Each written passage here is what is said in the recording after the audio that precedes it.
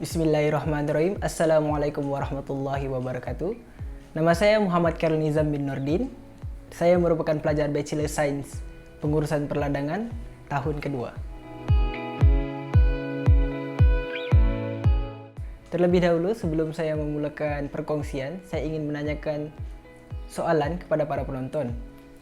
Tahukah Anda, selain industri perladangan sawit, perladangan getah, perladangan koko dan juga padi, industri perladangan spesies balak cepat matang juga merupakan satu industri yang memberi sumbangan yang besar terhadap pendapatan sektor pertanian negara. Oleh itu, hari ini saya akan berkongsi sedikit kepada penonton, bukan satu, bukan dua, tetapi 3 spesies balak cepat matang yang kebiasaannya ditanam di Malaysia. Spesies yang pertama yaitu spesies Eucalyptus pelita. Spesies ini ataupun tanaman ini berasal daripada Australia dan dibawa ke Malaysia lebih kurang pada abad ke-18. Eucalyptus pelita ini merupakan tanaman utama yang selalu ditanam di Malaysia. Secara umumnya, spesies balak yang lain memerlukan 20 hingga ke 30 tahun untuk mencapai usia matang. Dan tempoh ini agak lama dan menyebabkan kebanyakan spesies-spesies balak tidak sesuai untuk dijadikan sebagai tanaman industri.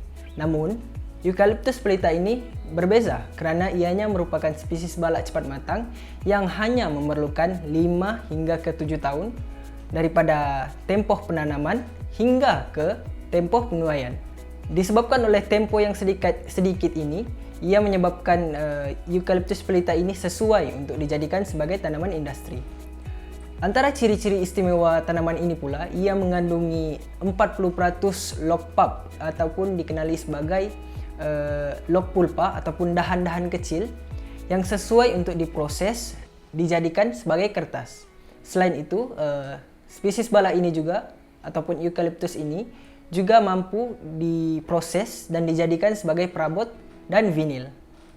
Okey, beralih kepada spesies balak seterusnya, ianya dikenali sebagai Acacia mengium ataupun nama tempatannya pokok kertas.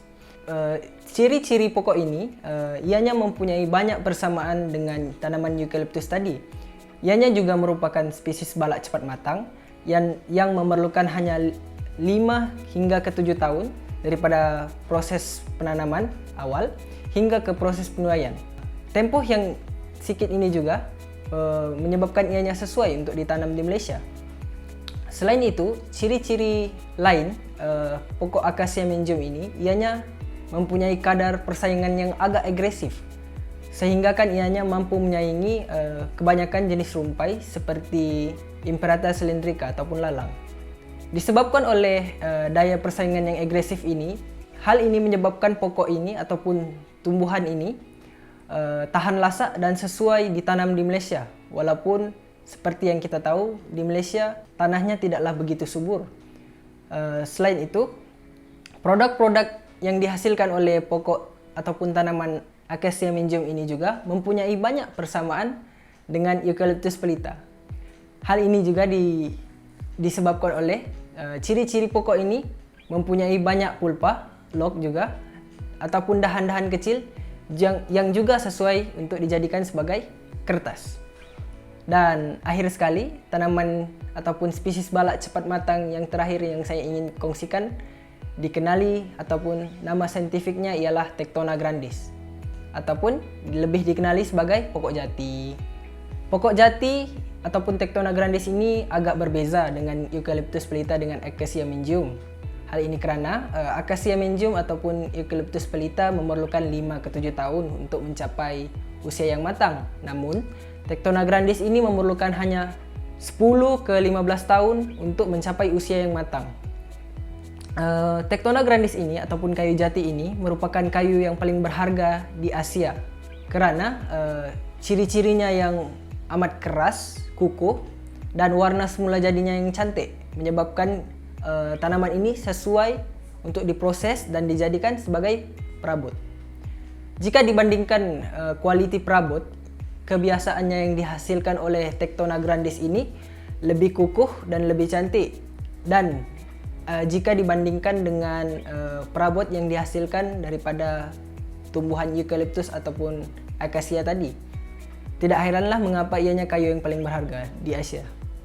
Seterusnya, apabila kita bercerita ataupun berkongsi mengenai proses penjagaan ataupun kos penjagaan ketiga-tiga jenis bala ini, saya lebih suka untuk membuat perbandingan yang mudah dengan tanaman perladangan kelapa sawit yang lebih umum.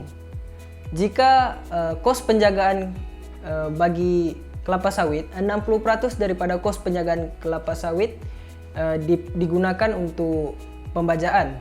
Namun berbeza untuk proses penjagaan kepada ketiga-tiga jenis bala ini, 60% daripada kos penjagaan digunakan untuk kawalan rumpai. Hal ini demikian karena ketiga-tiga jenis bala ini tidaklah memerlukan kuantiti baja yang tinggi untuk mencapai tumbesaran yang optimum. Namun pengurusan rumpai adalah proses yang amat penting dalam proses penjagaan bala, disebabkan walaupun mereka mempunyai daya persaingan yang tinggi, tapi bagi memastikan tumbesaran pokok ini mencapai tahap yang maksimum, pengurusan rumpai adalah satu aspek yang tidak boleh diketepikan dan perlu dititik beratkan. Saya rasa itu saja perkongsian saya pada hari ini, harap dapat memberi manfaat kepada semua. Sekian, terima kasih.